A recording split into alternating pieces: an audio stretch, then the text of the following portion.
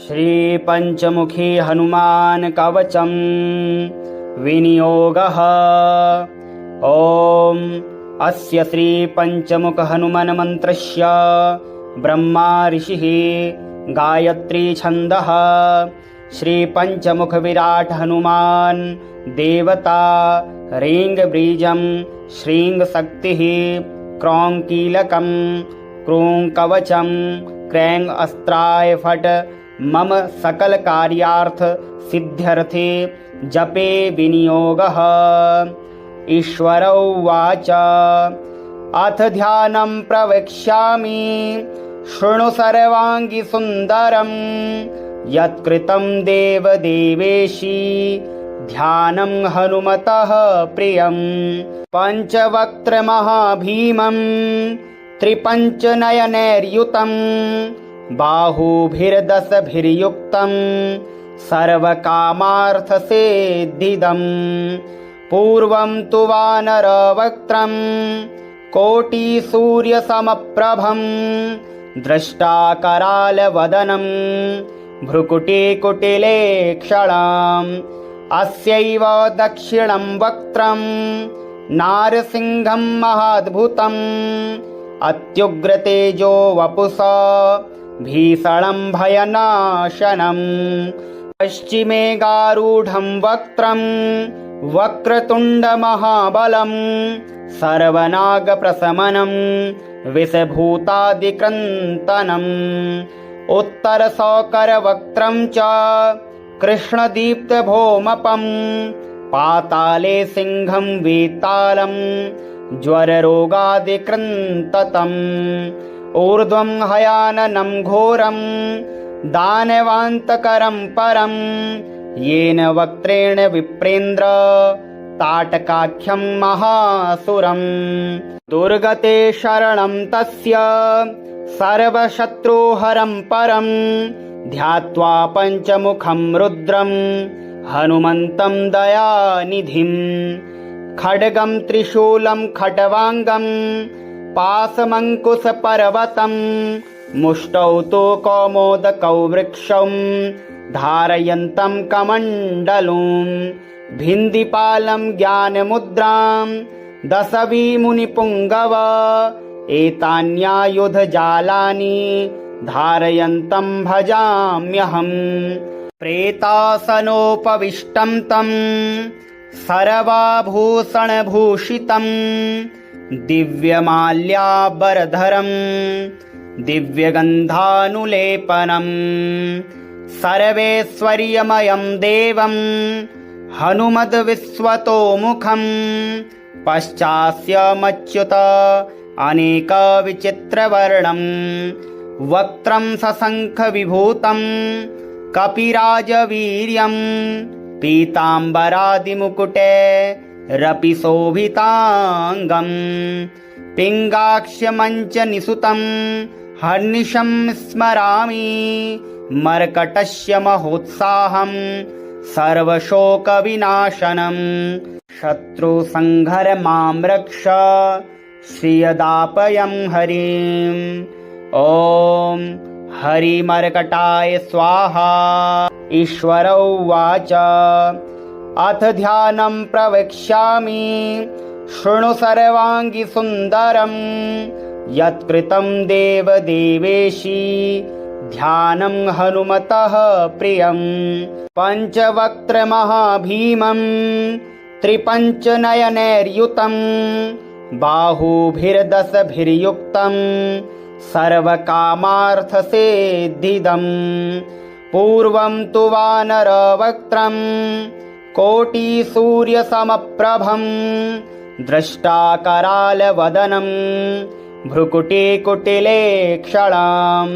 अस्यैव दक्षिणं वक्त्रं नारसिंहं महाद्भुतं अत्युग्रतेजो वपुषा भीषणं भयनाशनं। पश्चिमे गारूढं वक्त्रं वक्रतुण्डमहाबलं सर्वनागप्रशमनं विषभूतादिक्रन्तनम्। उत्तरशौकरवक्त्रं च कृष्णदीप्तभौमपं पाताले सिंहं वेतालं ज्वररोगादिकृन्ततम् ऊर्ध्वं हयाननं घोरं दानवान्तकरं परं येन वक्त्रेण विप्रेन्द्र ताटकाख्यं महासुरम् दुर्गते शरणं तस्य सर्वशत्रुहरं परं ध्यात्वा पञ्चमुखं रुद्रं हनुमन्तं दयानिधिं खड्गं त्रिशूलं खट्वाङ्गं पाशमङ्कुशपर्वतं मुष्टौ तु कौमोदकौ वृक्षं धारयन्तं कमण्डलुं भिन्दिपालं ज्ञानमुद्रां दशविमुनिपुङ्गव एतान्यायुधजालानि धारयन्तं भजाम्यहम् प्रेतासनोपविष्टं तं सर्वाभूषणभूषितं दिव्यमाल्याम्बरधरं दिव्यगन्धानुलेपनं सर्वैश्वर्यमयं देवं हनुमद्विश्वतोमुखं पश्चास्यमच्युत अनेकविचित्रवर्णं वक्त्रं सशङ्खविभूतं कपिराजवीर्यं पीताम्बरादिमुकुटे रपि शोभिताङ्गं पिङ्गाक्ष्यमञ्चनिसुतं हर्निशं स्मरामि मर्कटस्य महोत्साहं सर्वशोकविनाशनं शत्रुसंहरमां रक्ष श्रियदापयं हरिम् ॐ हरिमर्कटाय स्वाहा। ईश्वर उवाच अथ ध्यानं प्रवक्ष्यामि शृणु सर्वाङ्गी सुन्दरं यत्कृतं देवदेवेशी ध्यानं हनुमतः प्रियं पञ्चवक्त्रमहाभीमं त्रिपञ्चनयनैर्युतं बाहुभिर्दशभिर्युक्तं सर्वकामार्थसिद्धिदं पूर्वं तु वानरवक्त्रं कोटिसूर्यसमप्रभं द्रष्टाकरालवदनं भ्रुकुटिकुटिलेक्षणाम् अस्यैव दक्षिणं वक्त्रं नारसिंहं महाद्भुतम् अत्युग्रतेजो वपुषा भीषणं भयनाशनं पश्चिमे गारूढं वक्त्रं वक्रतुण्डमहाबलं सर्वनागप्रशमनं विषभूतादिकृन्तनम् उत्तरशौकरवक्त्रं च कृष्णदीप्तभौमपं पाताले सिंहं वेतालं ज्वररोगादिकृन्ततम् ऊर्ध्वं हयाननं घोरं दानवान्तकरं परं येन वक्त्रेण विप्रेन्द्र ताटकाख्यं महासुरम् दुर्गते शरणं तस्य सर्वशत्रुहरं परं ध्यात्वा पञ्चमुखं रुद्रं हनुमन्तं दयानिधिं खड्गं त्रिशूलं खट्वाङ्गं पाशमङ्कुशपर्वतं मुष्टौ तु कौमोदकौ वृक्षं धारयन्तं कमण्डलुं भिन्दिपालं ज्ञानमुद्रां दशविमुनिपुङ्गव एतान्यायुधजालानि धारयन्तं भजाम्यहम् प्रेतासनोपविष्टं तं सर्वाभूषणभूषितं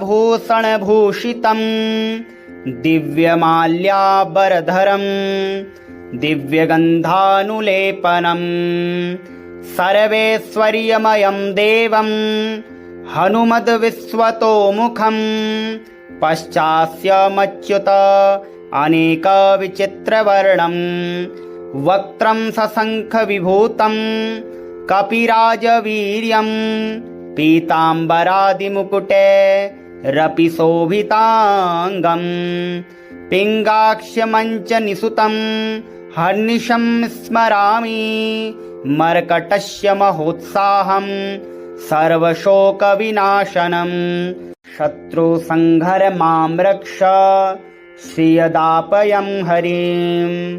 ॐ हरिमर्कटाय स्वाहा। ईश्वर उवाच अथ ध्यानं प्रवक्ष्यामि शृणु सर्वाङ्गी सुन्दरम् यत्कृतं देवदेवेशी ध्यानं हनुमतः प्रियम्। पञ्चवक्त्रमहाभीमं त्रिपञ्चनयनैर्युतं बाहुभिर्दशभिर्युक्तं सर्वकामार्थसिद्धिदम्। पूर्वं तु वानरवक्त्रं कोटिसूर्यसमप्रभं द्रष्टाकरालवदनं भ्रुकुटिकुटिलेक्षणाम्। अस्यैव दक्षिणं वक्त्रं नारसिंहं महाद्भुतम् अत्युग्रतेजो वपुषा भीषणं भयनाशनम्। पश्चिमे गारूढं वक्त्रं वक्रतुण्डमहाबलं सर्वनागप्रशमनं विषभूतादिक्रन्तनम्। उत्तरशौकरवक्त्रं च कृष्णदीप्तभौमपं पाताले सिंहं वेतालं ज्वररोगादिकृन्ततम्। ऊर्ध्वं हयाननं घोरं दानवान्तकरं परं येन वक्त्रेण विप्रेन्द्र ताटकाख्यं महासुरम्। दुर्गते शरणं तस्य सर्वशत्रुहरं परं ध्यात्वा पञ्चमुखं रुद्रं हनुमन्तं दयानिधिम्। खड्गं त्रिशूलं खट्वाङ्गं पाशमङ्कुशपर्वतं मुष्टौ तु कौमोदकौ वृक्षं धारयन्तं कमण्डलूं। भिन्दिपालं ज्ञानमुद्रां दशविमुनिपुङ्गव एतान्यायुधजालानि धारयन्तं भजाम्यहम्। प्रेतासनोपविष्टं तं सर्वाभूषणभूषितं दिव्यमाल्याम्बरधरं दिव्यगन्धानुलेपनं सर्वैश्वर्यमयं देवं हनुमद्विश्वतोमुखं। पश्चास्यमच्युत अनेकविचित्रवर्णं वक्त्रं सशङ्खविभूतं कपिराजवीर्यं पीताम्बरादिमुकुटे रपि शोभिताङ्गं। पिङ्गाक्ष्यमञ्चनिसुतं हर्निशं स्मरामि मर्कटस्य महोत्साहं सर्वशोकविनाशनम्। शत्रुसंहर मां रक्ष श्रियदापयं हरिम्। ॐ हरिमर्कटाय स्वाहा। ईश्वर उवाच अथ ध्यानं प्रवक्ष्यामि शृणु सर्वाङ्गी सुन्दरं यत्कृतं देवदेवेशी ध्यानं हनुमतः प्रियम्। पञ्चवक्त्रमहाभीमं त्रिपञ्चनयनैर्युतं बाहुभिर्दशभिर्युक्तं सर्वकामार्थसिद्धिदम्। पूर्वं तु वानरवक्त्रं कोटिसूर्यसमप्रभं द्रष्टाकरालवदनं भ्रुकुटिकुटिलेक्षणाम्। अस्यैव दक्षिणं वक्त्रं नारसिंहं महाद्भुतम् अत्युग्रतेजो वपुषा भीषणं भयनाशनम्। पश्चिमे गारूढं वक्त्रं वक्रतुण्डमहाबलं सर्वनागप्रशमनं विषभूतादिक्रन्तनम्। उत्तरशौकरवक्त्रं च कृष्णदीप्तभौमपं पाताले सिंहं वेतालं ज्वररोगादिकृन्ततम्। ऊर्ध्वं हयाननं घोरं दानवान्तकरं परं येन वक्त्रेण विप्रेन्द्र ताटकाख्यं महासुरम्। दुर्गते शरणं तस्य सर्वशत्रुहरं परं ध्यात्वा पञ्चमुखं रुद्रं हनुमन्तं दयानिधिं खड्गं त्रिशूलं खट्वाङ्गं पाशमङ्कुशपर्वतं मुष्टौ तु कौमोदकौ वृक्षं धारयन्तं कमण्डलुं भिन्दिपालं ज्ञानमुद्रां दशविमुनिपुङ्गव एतान्यायुधजालानि धारयन्तं भजाम्यहम् प्रेतासनोपविष्टं तं सर्वाभूषणभूषितं दिव्यमाल्याम्बरधरं दिव्यगन्धानुलेपनं सर्वैश्वर्यमयं देवं हनुमद्विश्वतोमुखं पश्चास्यमच्युत अनेकविचित्रवर्णं वक्त्रं सशङ्खविभूतं कपिराजवीर्यं पीताम्बरादिमुकुटे रपि शोभिताङ्गं पिङ्गाक्ष्यमञ्चनिसुतं हर्निशं स्मरामि मर्कटस्य महोत्साहं सर्वशोकविनाशनं शत्रुसंहरमां रक्ष श्रियदापयं हरिम् ॐ हरिमर्कटाय स्वाहा।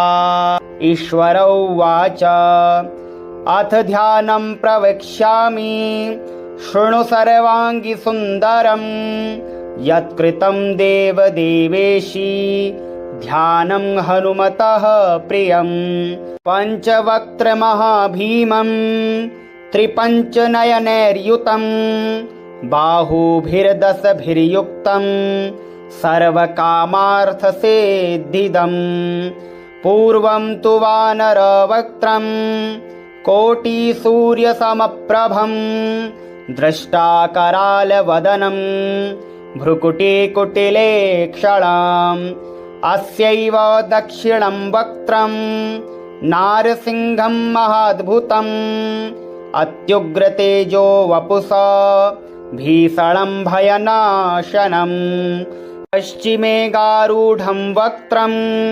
वक्रतुण्डमहाबलं सर्वनागप्रशमनं विषभूतादिक्रन्तनम् उत्तरशौकरवक्त्रं च कृष्णदीप्तभौमपं पाताले सिंहं वेतालं ज्वररोगादिकृन्ततम् ऊर्ध्वं हयाननं घोरं दानवान्तकरं परं येन वक्त्रेण विप्रेन्द्र ताटकाख्यं महासुरं दुर्गते शरणं तस्य सर्वशत्रुहरं परं ध्यात्वा पञ्चमुखं रुद्रं हनुमन्तं दयानिधिं खड्गं त्रिशूलं खट्वाङ्गं पाशमङ्कुशपर्वतं मुष्टौ तु कौमोदकौ वृक्षं धारयन्तं कमण्डलुं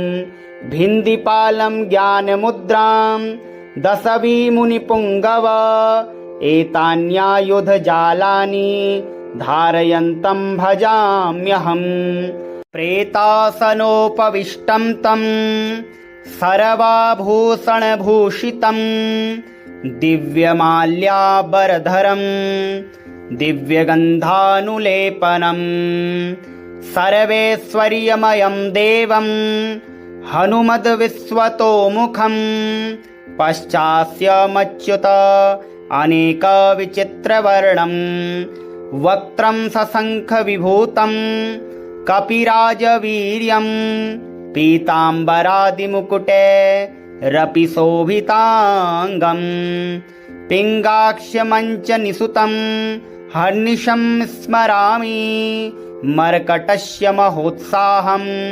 सर्वशोकविनाशनं शत्रुसंहरमां रक्ष श्रियदापयं हरिम् ॐ हरिमर्कटाय स्वाहा। ईश्वर उवाच अथ ध्यानं प्रवक्ष्यामि शृणु सर्वाङ्गी सुन्दरं यत्कृतं देवदेवेशी ध्यानं हनुमतः प्रियं पञ्चवक्त्रमहाभीमं त्रिपञ्चनयनैर्युतं बाहुभिर्दशभिर्युक्तं सर्वकामार्थसिद्धिदम् पूर्वं तु वानरवक्त्रं कोटिसूर्यसमप्रभं द्रष्टाकरालवदनं भ्रुकुटिकुटिलेक्षणाम् अस्यैव दक्षिणं वक्त्रं नारसिंहं महाद्भुतम् अत्युग्रतेजो वपुषा भीषणं भयनाशनम् पश्चिमे गारूढं वक्त्रं वक्रतुण्डमहाबलं सर्वनागप्रशमनं विषभूतादिक्रन्तनम् उत्तरसौकरवक्त्रं च कृष्णदीप्तभौमपं पाताले सिंहं वेतालं ज्वररोगादिकृन्ततम् ऊर्ध्वं हयाननं घोरं दानवान्तकरं परं येन वक्त्रेण विप्रेन्द्र ताटकाख्यं महासुरम् दुर्गते शरणं तस्य सर्वशत्रुहरं परं ध्यात्वा पञ्चमुखं रुद्रं हनुमन्तं दयानिधिं खड्गं त्रिशूलं खट्वाङ्गं पाशमङ्कुशपर्वतं मुष्टौ तु कौमोदकौ वृक्षं धारयन्तं कमण्डलुं भिन्दिपालं ज्ञानमुद्रां दशविमुनिपुङ्गव एतान्यायुधजालानि धारयन्तं भजाम्यहम् प्रेतासनोपविष्टं तं सर्वाभूषणभूषितं दिव्यमाल्याम्बरधरं दिव्यगन्धानुलेपनं सर्वैश्वर्यमयं देवं हनुमद्विश्वतोमुखं पश्चास्यमच्युत अनेकविचित्रवर्णं वक्त्रं सशङ्खविभूतं कपिराजवीर्यं पीताम्बरादिमुकुटे रपि शोभिताङ्गं पिङ्गाक्ष्यमञ्चनिसुतं हर्निशं स्मरामि मर्कटस्य महोत्साहं सर्वशोकविनाशनं शत्रुसंहरमां रक्ष श्रियदापयं हरिम् ॐ हरिमर्कटाय स्वाहा। ईश्वर उवाच अथ ध्यानं प्रवक्ष्यामि शृणु सर्वाङ्गी सुन्दरं यत्कृतं देवदेवेशी ध्यानं हनुमतः प्रियं पञ्चवक्त्रमहाभीमं त्रिपञ्चनयनैर्युतं बाहुभिर्दशभिर्युक्तं सर्वकामार्थसिद्धिदम् पूर्वं तु वानरवक्त्रं कोटिसूर्यसमप्रभं द्रष्टाकरालवदनं भ्रुकुटिकुटिलेक्षणाम् अस्यैव दक्षिणं वक्त्रं नारसिंहं महाद्भुतम् अत्युग्रतेजो वपुषा भीषणं भयनाशनम् पश्चिमे गारूढं वक्त्रं वक्रतुण्डमहाबलं सर्वनागप्रशमनं विषभूतादिक्रन्तनम् उत्तरसौकरवक्त्रं च कृष्णदीप्तभौमपं पाताले सिंहं वेतालं ज्वररोगादिकृन्ततम् ऊर्ध्वं हयाननं घोरं दानवान्तकरं परं येन वक्त्रेण विप्रेन्द्र ताटकाख्यं महासुरम् दुर्गते शरणं तस्य सर्वशत्रुहरं परं ध्यात्वा पञ्चमुखं रुद्रं हनुमन्तं दयानिधिं खड्गं त्रिशूलं खट्वाङ्गं पाशमङ्कुशपर्वतं मुष्टौ तु कौमोदकौ वृक्षं धारयन्तं कमण्डलुं भिन्दिपालं ज्ञानमुद्रां दशविमुनिपुङ्गव एतान्यायुधजालानि धारयन्तं भजाम्यहम् प्रेतासनोपविष्टं तं सर्वाभूषणभूषितं दिव्यमाल्याबरधरं दिव्यगन्धानुलेपनं सर्वैश्वर्यमयं देवं हनुमद्विश्वतोमुखं पश्चास्यमच्युत अनेकविचित्रवर्णं वक्त्रं सशङ्खविभूतं कपिराजवीर्यं पीताम्बरादिमुकुटे रपिशोभिताङ्गं पिङ्गाक्ष्यमञ्चनिसुतं हर्निशं स्मरामि मर्कटस्य महोत्साहं सर्वशोकविनाशनं शत्रुसंहरमां रक्ष श्रियदापयं हरिम् ॐ हरिमर्कटाय स्वाहा। ईश्वर उवाच अथ ध्यानं प्रवक्ष्यामि शृणु सर्वाङ्गी सुन्दरं यत्कृतं देवदेवेशी ध्यानं हनुमतः प्रियं पञ्चवक्त्रमहाभीमं त्रिपञ्चनयनैर्युतं बाहुभिर्दशभिर्युक्तं सर्वकामार्थसिद्धिदम् पूर्वं तु वानरवक्त्रं कोटिसूर्यसमप्रभं द्रष्टाकरालवदनं भ्रुकुटिकुटिलेक्षणाम् अस्यैव दक्षिणं वक्त्रं नारसिंहं महाद्भुतम् अत्युग्रतेजो वपुषा भीषणं भयनाशनम् पश्चिमे गारूढं वक्त्रं